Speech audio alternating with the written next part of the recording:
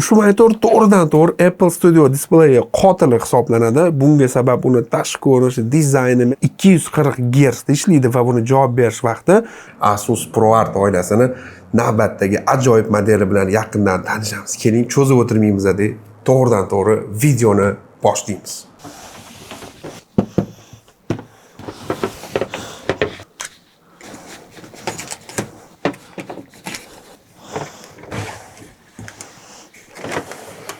Ko'rishimiz mumkin bo'lgani birinchi galda o'zini yo'riqnomasi va hujjatlari.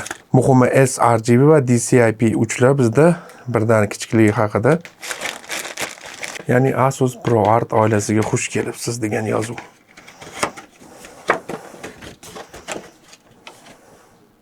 Kabellarga to'g'riladigan bo'lsak, odatiy bizda o'sha bitta kabel, HDMI kabel, bemalol 4K 240 Hz ni qo'llab-quvvatlaydigan 2.1 va shu original yuqori tezlikda ishlay oladigan va eng muhimi esa bizdagi o'sha Thunderbolt 4 kabeli hisoblanadi. Ko'rsak bo'ladi. Va monitorimizni o'sha USB hub qilib ishlatishimiz uchun bizda bir tarafi Type A, bir tarafi Type C hisoblangan.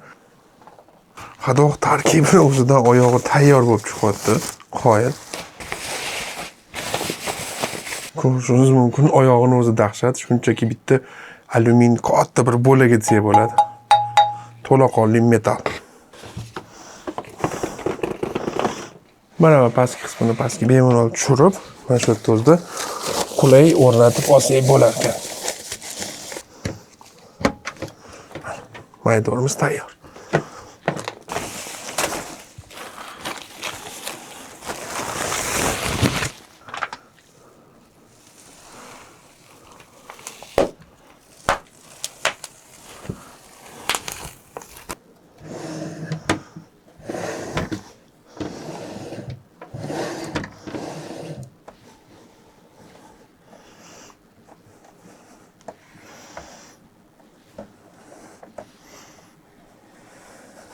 Ya'ni bugun haqiqatan o'sha dahshatli monitorni ko'rib chiqamiz. Bunga sabab 4K va 240 Hz ekanligi haqi.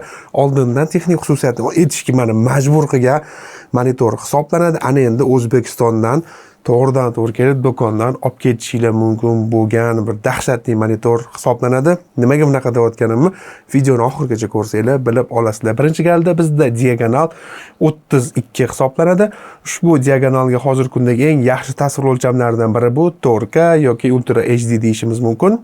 3840 ga 2160 tomonlar nisbati 16 ga 9 hisoblanadi. Odatiy ProArt monitorlardan buni asosiy farqi esa bu OLED ekanligi. Ya'ni Quantum Dot OLED texnologiyasi, ya'ni Samsungniki hisoblanadi. O'zi hozirgi kunda LGniki WOLED bor va Samsungdan Quantum OLED. Bularning nima farqi bor deydigan bo'lsa, Quantum Dot OLEDda qora va oq ranglar yana ham chuqurroq ko'rishingiz mumkin bo'ladi va rang ko'rsatishi yana ham sochliroq hisoblanadi aynan Samsung displeylarida. Undan ham tashqari rang uchun hozirgi kundagi eng etalon monitorlardan deyishim mumkin. Buni oxirigacha ko'rsanglar o'zingizlar bilib olasizlar. Shu monitorimiz ishlash yorug'ligi esa ham ofis ishlariga va premium klassdagi dahshatli ishlar uchun hammasiga yetib ortadi. Sababi SDR rejimida o'zi 250 dan boshlab ishlatishingiz mumkin va HDR yoqilgan paytda bu 1000 ga ham chiqishi mumkin. O'zi odatiy holatda 200 da ishlatsanglar ham xuddi bir 400 yoki 500 yorug'likdagi monitorni ishlatayotganda mazza qilasizlar. Misol uchun hozir mana shu holatda o'zi 200 da turibdi, lekin shuncha chiroq, svetlarga qaramasdan xuddi yana ham bir yorug'roq ishlayotganga o'xshaydi. Bunga sababi esa o'sha kontrast 1.5 millionga bir nisbat bo'lgani uchun, ya'ni har bitta piksellar o'zi alohida o'chib yongani uchun haqiqatan juda ham aniq va tiniq siz tasvirni his qila olasiz va ko'rasiz deyishim mumkin. Undan tashqari ham Mac uchun ham Windows uchun mo'ljallangan dizayni bu umuman boshqa olam. Buni oxirida gaplashamiz. Muhim esa bu uni portlari hisoblanadi. Eng asosiy bo'lgan bizda HDMI 2.1 porti bor. Mana shu HDMI orqali siz bemalol 4K 240 Hz ni ham hatto ishlatishingiz mumkin. Undan tashqari bizda ikkita Thunderbolt tor bor. Bu orqali bir vaqt o'zida MacBook yoki birorta Ultrabookga ulagan paytingizda 40 gigabit sekundgacha ham hattoki axborot uzatish va qabul qilish. Voy nima deyapsiz, bu nima keragi bor deydigan bo'lsangiz, tasavvur qiling, MacBookni bunga uladingiz, MacBook bunga tasvir uzatadi. Bu esa hatto o'zini maxsus porti bor, bittasida 96 vattgacha zaryadga bera oladi. Undan tashqari esa yana bizda Thunderbolt 4 borki, unga qo'shimcha qurilmalar, misol uchun SSDmi, flashkami, qattiq disklarni ulagan paytingizda xuddi hub sifatida monitorni ishlatib axborot yozishinglar yoki o'zi qabul qilishinglar mumkin bo'ladi. Ikkita Thunderbolt bo'ladigan bo'lsa, bittasi 96 vatt, bittasi 15 vatt zaryadga bera oladi. Undan tashqari yana bitta odatiy USB 3.2 va USB 3.2 kabi ishlaydigan Type-C ko'rinishdagi bizda USB lar ham bor. O'zini qadoq tarkibidan chiqadigan o'sha bir taraf USB Type-A, bir tarafi Type-C orqali ulagan paytimizda, misol uchun HDMI orqali uladik, flashga bunga ulasak, bu ishlamaydi. HDMI ulagan paytimizda, ya'ni flashkani ham monitor orqali ishlatmoqchi bo'lsak, albatta o'sha boyagi komplektdan chiqadigan kabelini biz kompyuter кейsiga ulab qo'yishimiz kerak bo'ladi. Kimdadir shubha paydo bo'lishi mumkin. OLED bo'lsa bu 2-3 yilda charchab qoladi. Juda ham tez o'lish, ya'ni burn in hodisasi bo'lishi mumkin deb. Yo'q, bunda unga qarshi juda ham yaxshi yechimlar o'ylab qo'yilgan. Hattoki mana shu oldida mana bu qismida bizda lidarlari ham o'rnatilgan, ya'ni uni oldida foydalanuvchi o'tirgan yoki o'tirmaganini bizda his qila oladi va boshqarish pulti ham o'zi mana shu joyda. Mana Asus logosi, uni orqasiga kichkinagina jo'stichasini joylashtirib qo'yishgan. Ana endi ko'pchilik o'ylayotgani 4K ekan, mayli OLED ekan, necha Hz ishlar ekan? Chunki odatiy 4K monitorlarga e'tibor bersak, 120 yoki 100 Hz ishlaydi. Bu monitorimiz esa haqiqatdan dahshat. 240 Hz ishlaydi va buni javob berish vaqti 0.1 millisekund GTG. Bu degani, 4K da 240 Hz da dahshatli o'yinlarni haqiqiy original o'zini ko'rsatadigan ranglari bilan ko'rmoqchi bo'lsanglar ham, shu monitor sizga bemalol mos keladi. Ya'ni kimdir menga ham rang bo'yicha, ham o'yin bo'yicha eng dahshat universal monitor qanaqa bo'lishi kerak, narxi nech bo'ldi desa, mana shu videoni yuborib qo'ying. Xuddi mana shu talabga mos bo'lgan monitor hisoblanadi. Ya'ni hattoki o'zi 4K 240 Hz da o'yin o'ynamoqchi bo'lsangiz, kamida 3090 bo'lmasa 4090, 5090 yoki eng kamida ham 5080 video kartali kompyuter kerak bo'ladi. O'zi ProArt oilasi 99% asosiy ish uchun mo'ljallangan bo'lsa, 240 Hz bizga nima uchun kerak deb kimdir savol berishi mumkin yoki shuni o'ylashi mumkin. Buni sababi bu faqatgina koloristlar, dizaynerlar, AI bilan ishlaydiganlar uchun emas, balki o'yin ishlab chiqaruvchilar uchun ham mo'ljallangan bo'lib, ya'ni o'yin payti animatsiyalar qanaqa ketayotganligi, o'yinda 120-240 Hz da qanaqa o'ynayotganligini tekshirish uchun imkoniyat beruvchi monitor hisoblanadi. Ya'ni animatorlarga ham mo'ljallangan haqiqiy professional monitor. Marhamat, undan tashqari Counter 2 ni ham 4K da 240 Hz da o'ynamoqchi bo'ladiganlar bo'lsa, bu haqiqatdan shu dahshatli monitor deyishim mumkin. Ya'ni juda ham yuqori sifatni xohlovchilar uchun mo'ljallangan monitor hisoblanadi. Rang bo'yicha alohida bir gapirmasam bo'lmasdi, bir jo'shqinlanib bunaqa deyishimga sabab, monitor haqiqatdan 10 bitli monitor hisoblanadi. 1 milliarddan ortiqroq rang tuslarini ko'rishingiz mumkin va Delta Y1 dan kichik. Men obzor qilgan monitorlarim orasidagi bu birinchi monitor hisoblanadi. Ya'ni haqiqatdan Delta Y1 dan kichik. Misol uchun aytaman, o'zi odatiy o'yin uchun mo'ljallangan arzon monitorlarda ham Delta Y5 dan kichik bo'ladi, sal yaxshiroqlarda 4 dan kichik. Orada rang bilan ishlovchilar va o'yin o'ynovchilar uchun Delta Y3 dan kichikligi bu juda ham zo'r natija. Delta Y2 dan kichikligi, ya'ni qolgan Asus monitorlarining juda ham ko'pida Delta Y2 dan kichik. Bu professional rang bilan ishlovchilar uchun.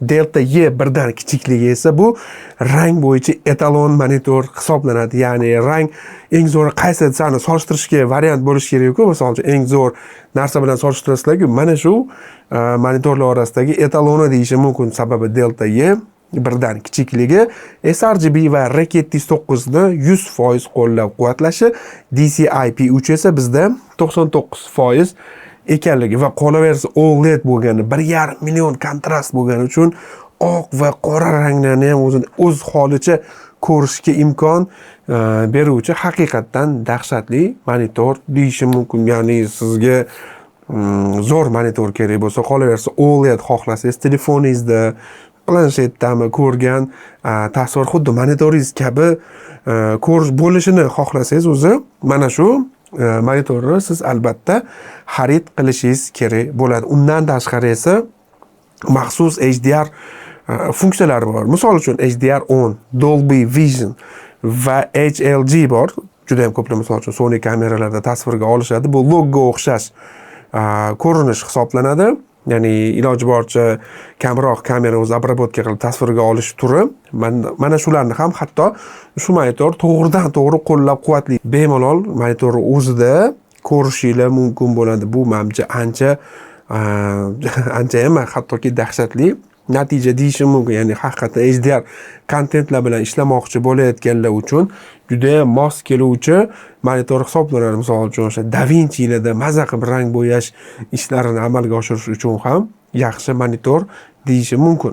Xo'p, ana endi monitorimizning oldi qismi OLED monitorlar singari glansoviy qilingan. Undan tashqari o'zining maxsus himoyasi bor. Mana juda ham bu svetli softboxlar monitoriga qarab turgan bo'lsa ham unaqa soyasi tushmayapti. Sababi oldida juda ham yaxshi himoya qatlami bor. Undan tashqari Asus o'zini ko'z uchun himoya vositalari, ya'ni low blue light, flicker free texnologiyalari bilan ancha oldingi o'rinlarda turadi va OLED tezroq o'lib qolmasligi uchun, to'g'riroq aytganda eskirmasligi uchun maxsus ajoyib 3 ta funksiyasi bor. Buni hozir sal turib menyu bilan tanishamiz va o'sha menyusida ham ko'rib chiqamiz. Ya'ni aytmoqchi bo'lganim, old qismi shunchaki juda ham chiroyli qilingan, ramkalari ham juda ham ingichka, o'zga tashlanadigan bir qanaqadir qo'shimcha elementlar yo'q. Ya'ni shunchaki maza qilib ishlatishingizga imkon beradi va oyoq qismini ham ingichka va alyumindan ishlangani uchun stolda ham deyarli joy egallamaydi. E'tibor beringlar, juda ham kichkinagina bo'lgan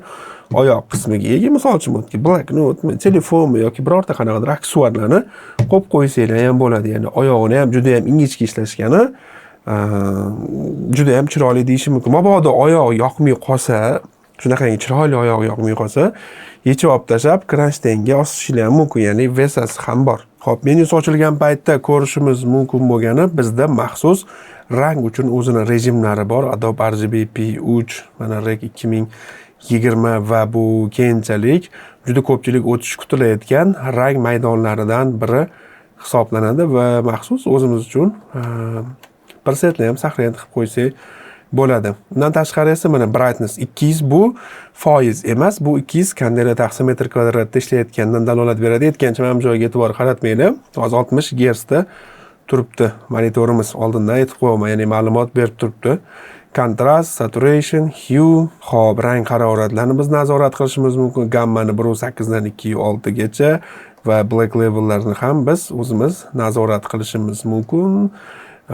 Mabodosiga mana bizda yana qo'shimcha sharpnesslarni ham nazorat qilishimiz mumkin. Picture in picture, picture by picture funksiyalari bor. Ya'ni bu ekranni ikkiga bo'lib ishlatish yoki ekran chekkasiga boshqa bir videomi qo'shimcha oyna ochib qo'yish imkoniyatini beradi. Lekin men bu funksiyani o'zining maxsus dasturi bor monitorlar uchun. O'shani ishlatishni tavsiya qilardim agar ekranni 2 ga bo'lib ishlatish niyatingiz bo'ladigan bo'lsa. Qo'shimcha chizg'ichlar, ya'ni ramkalar chiqarib qo'yishimiz mumkin yoki mirror oyna rejimi orqali ko'rib turgan tasvirimizni teskari qilib ko'rsatish ham mumkin. Undan tashqari tasvir HDMI orqali yoki Thunderbolt orqali olishini biz nazorat qilishimiz mumkin. Bu yerdagi qo'shimcha sozlamalar orqali HDR yoqish, Dolby Visionlarni yoqishimiz mumkin. Undan tashqari mana shu menyuimiz rangi, qancha sekundda menyu yopilishlari kabi sozlamalari, dastur tirini tanlashimiz mumkin, kolonkasini ovozini past baland qilishimiz mumkin va o'chib yonuvchi power indikator chirog'ini o'chirib yoqishimiz mumkin va shu kabi va barcha sozlamalarni bekor qilish funksiyasi va eng muhimi bizda mana shu joyda OLED maxsus himoya rejimlarini biz ko'rishimiz mumkin. Bu yerda maxsus sensori bor, ya'ni bu sensorni yoqib qo'yadigan bo'lsak, foydalanuvchi uzoqlashgan paytda bu rejimda avtomatik o'zi rangi sal xiralashadi, ya'ni yorug'likni o'zi bizda kamaytiradi. Bu yerda esa yana boshqa maxsus panellari bor, ya'ni piksellar eskirishi, o'yinlardagi turli yorug' bo'lib ketgan kadrlarda o'zi avtomatik to'g'irlash funksiyalari mana shu joyda o'rin olgan bo'lsa, image protection Bu yana ham qulayroq, ya'ni kontur kabi o'yinlarda yoki klassikalar o'yin o'ynagan paytimizda har doim uni qanaqadir elementlari ekran chekkalarida har doim o'zgarishsiz turadi. Shunaqa holatda birinchi bo'lib o'ladigan piksellar aynan mana shu ekran chekkalari hisoblanadi. O'yin o'ynayotgan paytda bu o'zi avtomatik aniqlaydi. Bu o'yin hud elementlarini biladida, aynan shu joydagi piksellarni yorug'ligini kamaytiradi. O'yinda siz buni hech qanaqa his qilmaysiz, ya'ni farqiga bormaysiz, lekin aynan mana shu ekran chetdagi piksellar o'lishi kabi holatlarni mana shu funksiya orqali ancha oldini oladi. Ushbu monitor to'g'ridan-to'g'ri Apple Studio Display'ga qotili hisoblanadi. Bunga sabab uni tashqi ko'rinishi, dizayni, ya'ni alyumin korpusdan qilinganligi va umumiy rang, ya'ni ya'ni kulrang bo'lgani uchun istalgan qurilma bilan mos kelib ketadi, ayniqsa Mac qurilmalari bilan ham. Va o'sha Apple Studio Display'ga qaraganda XDR ga buni narxi ham arzonroq, ham gersi yuqoriroq variantni taklif qilayotgan monitor hisoblanadi. To'g'ri, bir tarafdan qolib ketishi mumkin. Bunda kolonkasi 3 vattdan 2 ta, sal turib kolonkasini ham test qilamiz. Albatta Apple bilan solishtiradigan bo'lsak, unda kolonkalar ancha-muncha ko'proq va baslar haqiqatan zo'r. Lekin men o'ylaymanki, shu monitordan kolonkani olib tashlasa ham buni foydalanuvchi hech qanaqa narsa yutqazmaydi. Bunga sabab, misol uchun men o'zim ham oddiy kichkinagina studiyada, baribir studiyaning o'zini alohida kolonkasini ishlatishadi. Endi buni xarid qilayotgan studiyada menimcha eng kamida ham $300-400 dahshatli kolonkalar turadi. Shuning uchun bunda kolonkasi qanaqadir yaxshi yoki yomonligi umumiy monitorni ishlashiga o'zi normal holatda ta'sir qilmasligi kerak. Agar buni kimdir ofis uchun qanaqadir maza qilib ishlatish uchun olayotgan bo'lsa, ha, aytishim mumkin. Shunaqa paytda kolonka muhim rol o'ynaydi deb. Lekin color sohasi, media sohasi, 3D sohadagi insonlar uchun menimcha kolonka sifati yaxshi yomonligi unaqa katta farq bermaydi.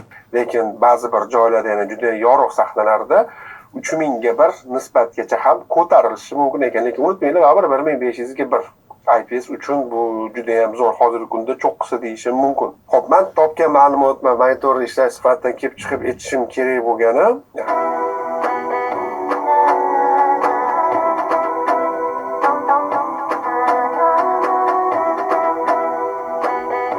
dizaynni ko'rishingiz mumkinki, dizaynni o'zi bir alohida mavzu deyishimiz mumkin. Ya'ni o'sha Mac Studio Display'ga o'xshash dizaynda qilingan va undan ham qaysidir ma'noda chiroyli deyishim mumkin. Ayniqsa mana bu ProArt juda ham o'z ma'lumotida juda ham chiroyli turibdi.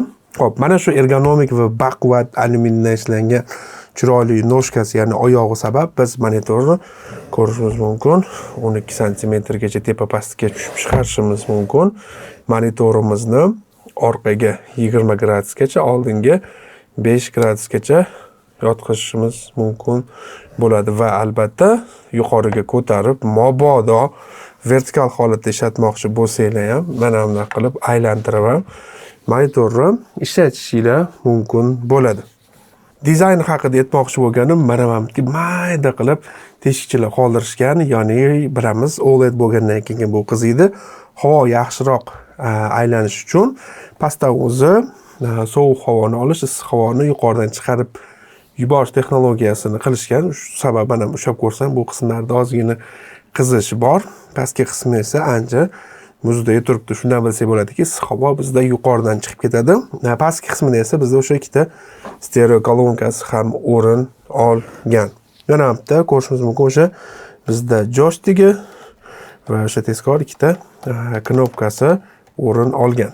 Ya'ni ushbu narxga arziydimi yoki yo'qmi, yoki aynan siz ProArt mahsulotini xarid qilgan bo'lsangiz, qaysi modelni olgansiz va bu mahsulot haqida sizni fikringiz qanaqa, kommentariyada qoldirib ketishingizni so'raymiz. ProArtni yana ham budjetroq yoki qanaqa modellari bor deydigan bo'lsangiz, marhamat HComputerz Telegram kanaliga o'tib, u yerdagi price orqali qanaqa mahsulotlar borligini, real vaqtdagisini har doim kuzatib ko'rib borishingiz mumkin. Agar sizga ProArt monitorlar yana ham qiziqroq bo'ladigan bo'lsa, YouTube asosiy sahifaga o'tib, ana o'sha joydagi qolgan Asus ProArt monitorlarini ham maza qilib videolarni ko'rishingiz mumkin. Ko'rdinglar, 5 ta xususiyati bo'yicha ko'rib chiqdik.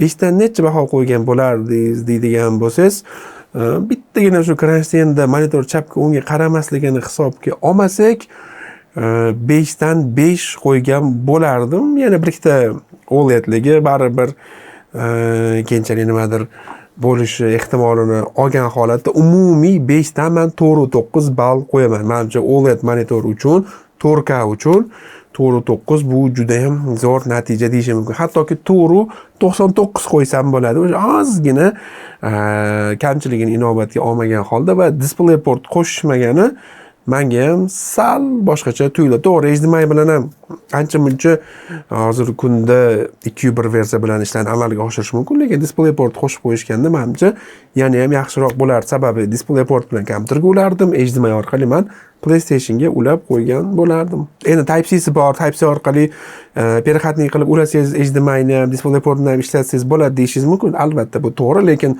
bunaqa monitor olgandan keyin yana rasxod qilib qo'shimcha qurilma sotib olish kerak bo'ladi. Ushbu monitorimiz yoqqan bo'lsa, albatta Edge Computers orqali juda ham qulay narxlarda xarid qilishingiz mumkin. Yana Asus ProArt qaysi monitorni obzor qilishni xohlagan bo'lardingiz? Buni kommentariyada yozib keting.